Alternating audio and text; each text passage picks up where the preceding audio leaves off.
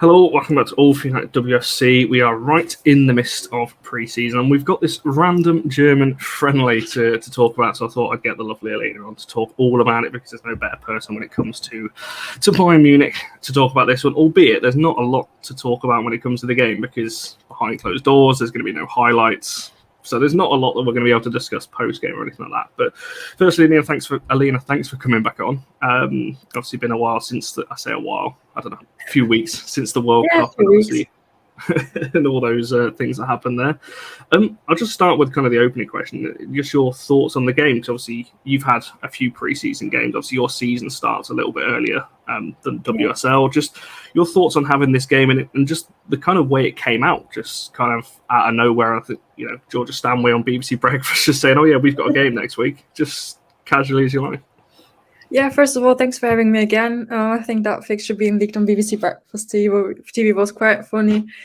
We obviously don't know which club or like how the game was agreed on, so we don't know whose wish it was to play it behind closed doors. But I think it's a good thing to do in preseason. Obviously, nothing really new. I know from Bayern that they regularly play like their youth teams, like against their youth teams behind closed doors, like boys youth teams and girls youth teams, obviously the U17, U20, you name it. And I don't know if that's like a common practice at United, but obviously there's games that you can't put out in public, there are games that you can't stream, because you obviously need to try out some things and need to see what works best in your preparation. So I think it's a good idea, actually. Obviously a shame, because I think we saw it what was it, last year? Was it already 2 years ago when Bayern and United met at the Amos Cup in France? I think that was last year, actually. Last year, yeah.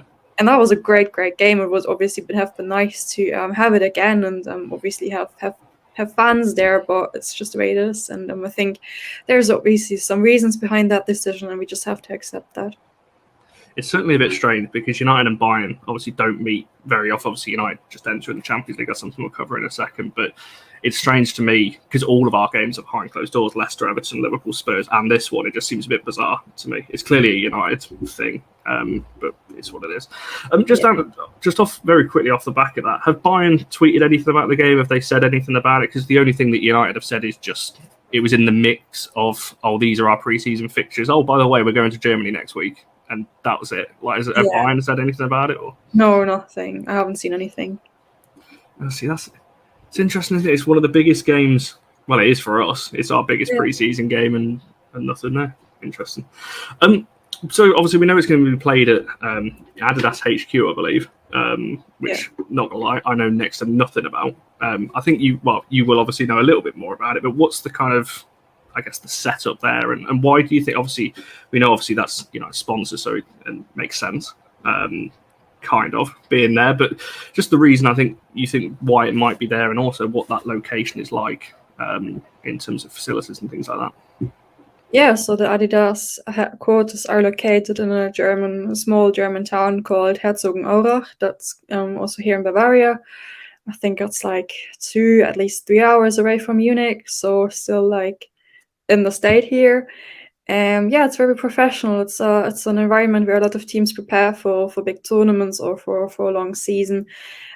Just remember that German women's national team used to prepare there for the World Cup and for the Euros as well. They regularly meet up there, and it's a very professional environment, really modern. I think every athlete can find what they need there for preparation, be it a really good gym or just a place to relax, to do rehabilitation or whatever you need. Everything is there. So I think it's for all kind of sports. Obviously a big focus on football, but it's like you find everything there. It's very, very professional, very, very modern, I would say. So perfect environment for a friendly. And there's been other teams that prepared there for bigger occasions. And I think it's a good environment for having such a friendly there. Yeah, because United have advertised this. Well, not advertised it, but have tweeted it or have put it out there as a training camp. So I imagine United are staying there for the duration that they're in Germany, and this friendly just happens to fall kind of in the middle of that one. Yeah, I'm pretty sure that Arsenal also did a short training camp there last year. Okay. It's where everyone rides around on bikes, on that blue bikes, on that training ground. if you happen to see if you have seen that anywhere. That's you got me intrigued now. I'm hoping to see some some pictures like that. Yeah, that'll be something a bit different to the streets of Manchester or Lee or wherever else that United want to go. In terms of obviously Bayern, because we know from United point of view roughly who's played our first kind of 2 pre-season games. Obviously, you had players at the World Cup that are just coming back as well. Stanway obviously being one of them. To UK viewers who know, obviously Ericsson as well. Other players coming back from injury and so on. Is this a fully kind of, I guess, fit Bayern side going into this one? Do you expect it to be kind of close to your starting squad that is going to kind of be put out, or do you think that you might try and rotate a little bit and use some of the other players? Obviously you'll know better than our viewers in terms of what Bayern have done in the first couple of pre-season games, but how can you kind of see it from a squad point of view in terms of what United are up against?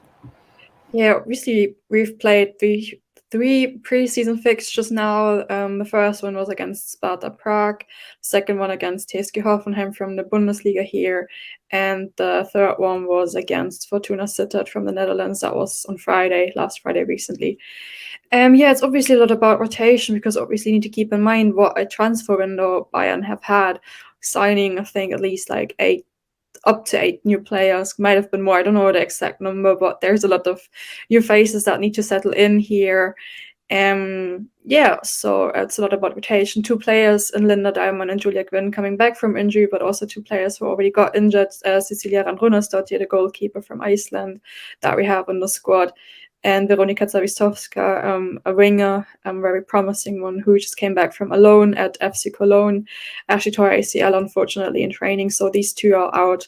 I wouldn't have considered them as starters, but it's obviously squad depth that's like gone now, and Bayern obviously had to get new reinforcement in goal. And but other than that, everyone's fit, collecting the minutes, getting the minutes in the tank, as you say it in England. And Georgia Steinway hasn't played yet. Magdalena Eriksson hasn't played yet either, because they just returned from their holidays after the World Cup, because they have been there for so long.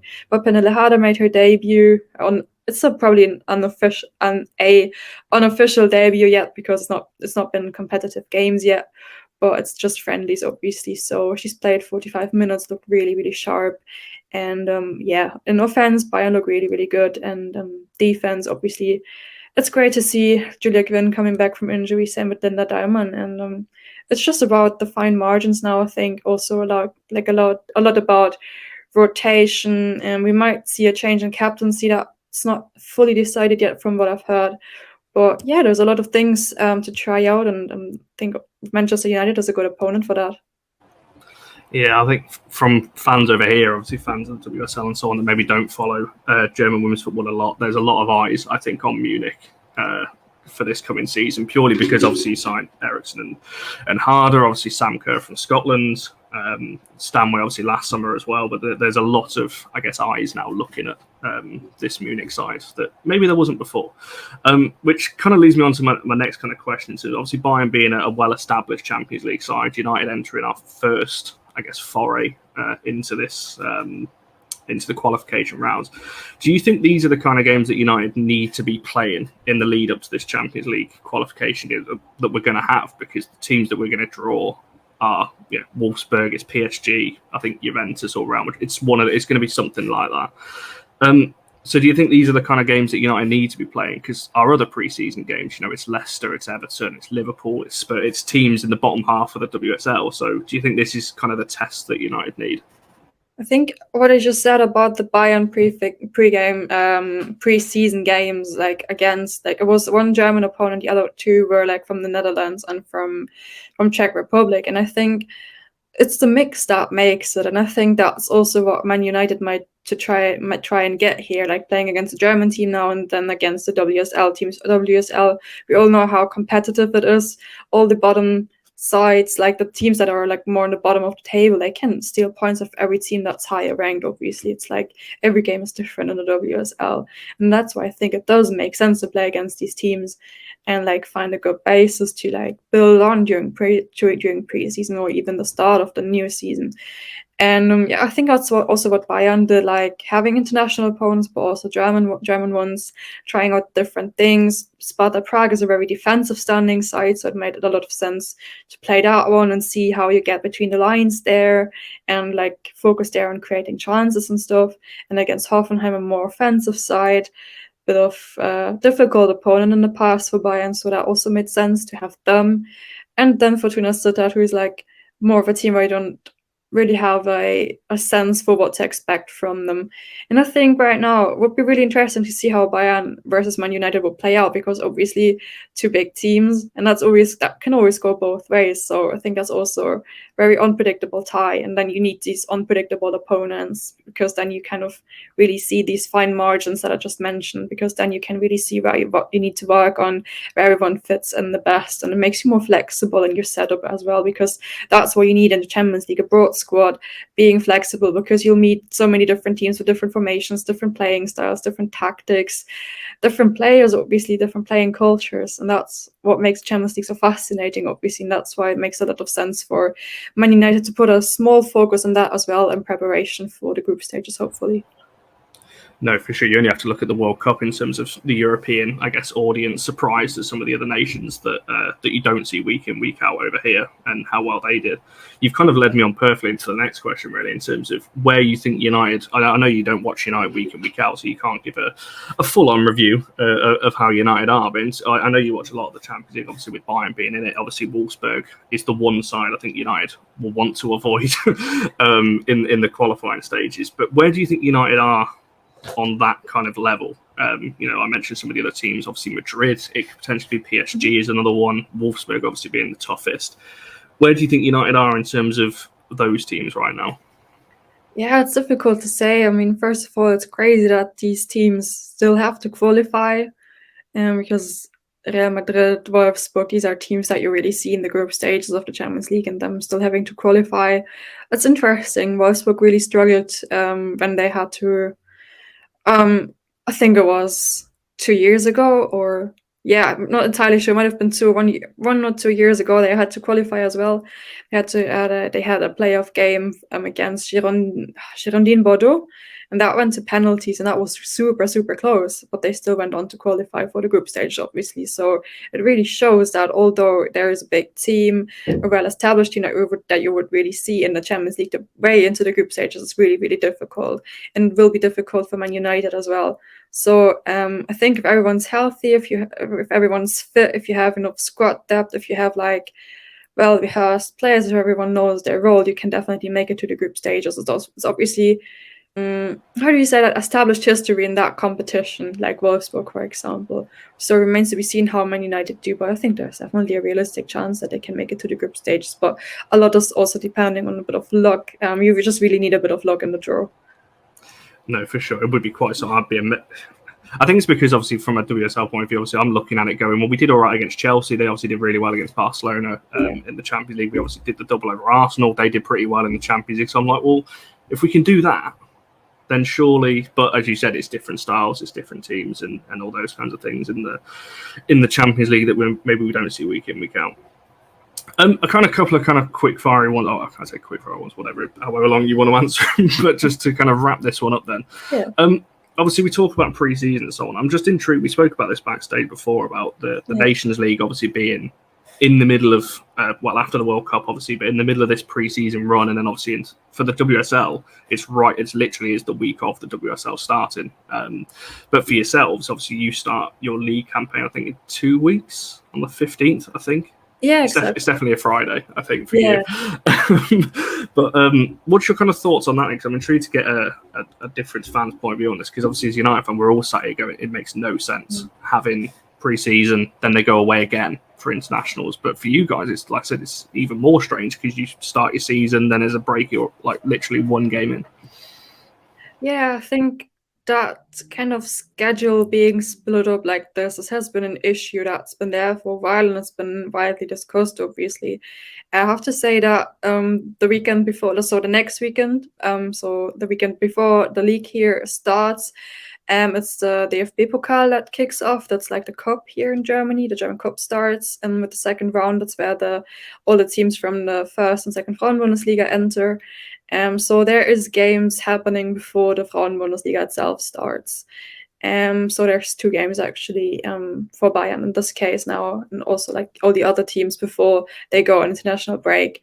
I also think that it's strange to have 2 Nations League games in between there.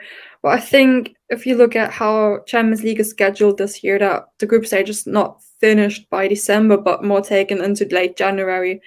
Like they pushed that one back, so it might not be easier to get everything together, but it's like that's difficult to say, but it's like the schedule is split up and you can't really do a lot about it. Champions League has been pushed back. There's games happening before the league, for the Nations League. I think it's a very strange thing overall, and yeah, with the Nations League, on the one hand, it's cool to have this competition, to have more structure for the national teams. But on the other hand, like if you see what it's about, like qualification for the Olympic Games, and only the 2 finalists from the Nations League can qualify for the Olympic Games, then there isn't a lot to play for. I mean, there is obviously a lot to play for, but it's like only 2 starting places in the Olympic Games, and that's crazy. There's so many national teams that will fail in that qualification. They won't make it to the Olympics, and I think that's actually also something to think about. And then like really weighting it up, like there's only 2 starting players at the Olympics, but it like ruins the whole club level schedule. So that's like hard to balance, actually. That makes sense. No, it certainly. Well, the scheduling doesn't make sense to me, and I don't think it ever will. But I think it's. It just baffles me because I was so excited for the start of the WSL, obviously, and watching other leagues, and then it's just straight into international football before the season's even started. And to me, it just upsets the rhythm because obviously, from a United point of view, we've got this game, we've got 2 more preseason games after it, and then the squad all gets disbanded again, and they're off with the national teams, and it's a bit of a shame to me.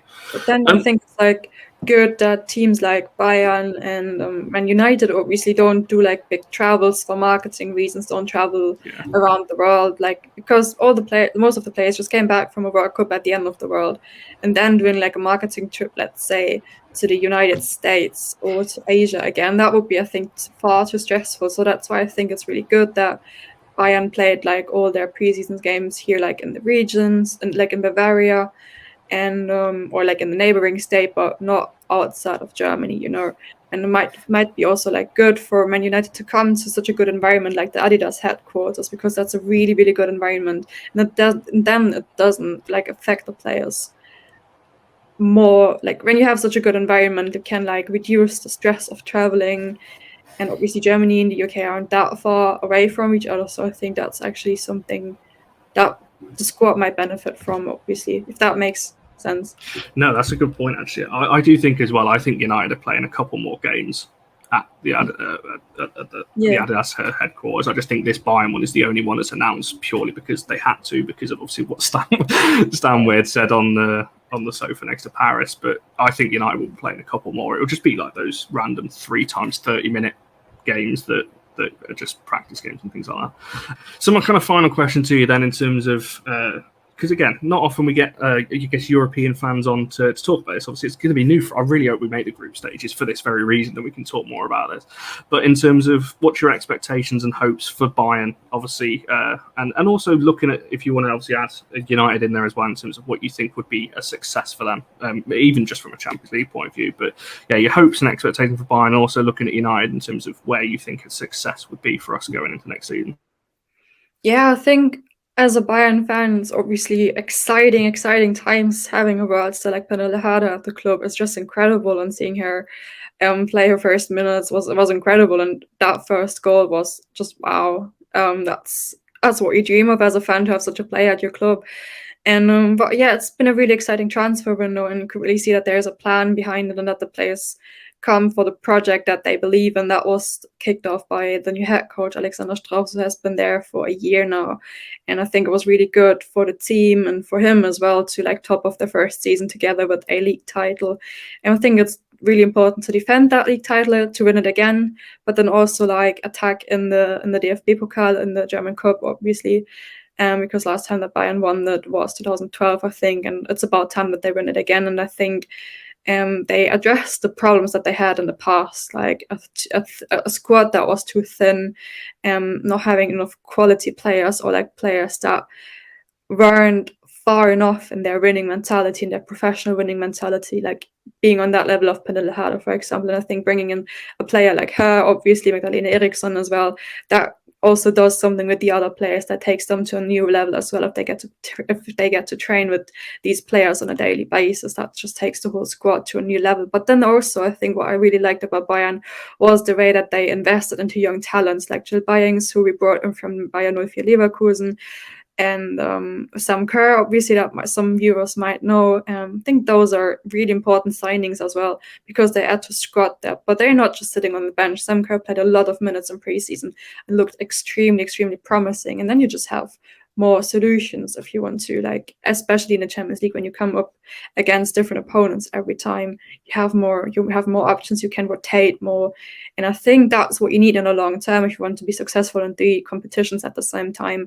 And I think that's the way that Bayern want to go, and they are in a completely right direction finally. It took them some years to get there, but it's like really exciting that there's a really good project, that there's an idea how they want to play, and that there's world-class players being convinced by that idea and wanting to be part of that project. And that's really, really exciting to experience as a fan, and also to be part of it as a fan.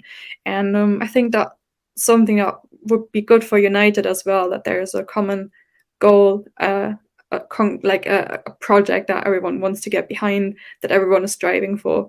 And for now, that might be just qualifying for the Champions League to experience the first time, because everything goes like step by step. Obviously, you can't do wonders within a year. And but yeah, I think Man United did some really, really good signings. And Jay-Z, obviously, or do you pronounce it Jay-Z? I'm not entirely sure. There's so many pronunciations for her name. She came out and said Jace, so I'm just going with that. Yeah, we just go with that, and I'm sorry if I misspelled it, but it's like that just shows that there's also interest in coming to Man United, and that's good to see. And that also makes the league more competitive, your domestic league, obviously. But I think if Man United can be long-term, like, successful on a European level, that draws more players to the club, and then you start to establish yourself, that like Bayern has done it in the past, and that makes the club more attractive. And then you build on that, and I think that's something really good actually to experience. No, for sure. It's hard to disagree with anything you just said there on a Bayern and a United point of view. So it's going to be interesting to see. Hopefully, there's some photos. I'll take photos from the game on Wednesday, just something that we can see from it. That'll be quite something. Alina, thank you so much for coming on. Obviously, at the time of recording this, it's Monday afternoon, so if there's any injuries or anything that come out after that, you can't blame us. Like, it's when we recorded it. Obviously, if there's anything you want to shout, obviously your Twitter at is there. Also, be covering Bayern and German women's. Yes, I always go the wrong way when I'm doing that, so I never try and point. Yeah, you get the vibe. So make sure you're following Alina. Obviously, if you're listening to this on the sports. Oh, bloody hell, get me words out. Sports Social Podcast Network. Obviously, welcome. That partnership went out last Friday, I believe. So it's still my most recent tweet. So if you want to find out more about all of that kind of stuff, just go to our Twitter. It's the most recent tweet on there. Obviously, listen on Spotify. I hope you enjoyed. Head over to YouTube as well, though. Make sure you're liking the video, subscribe, and all of that stuff. And we shall see you guys in the next one.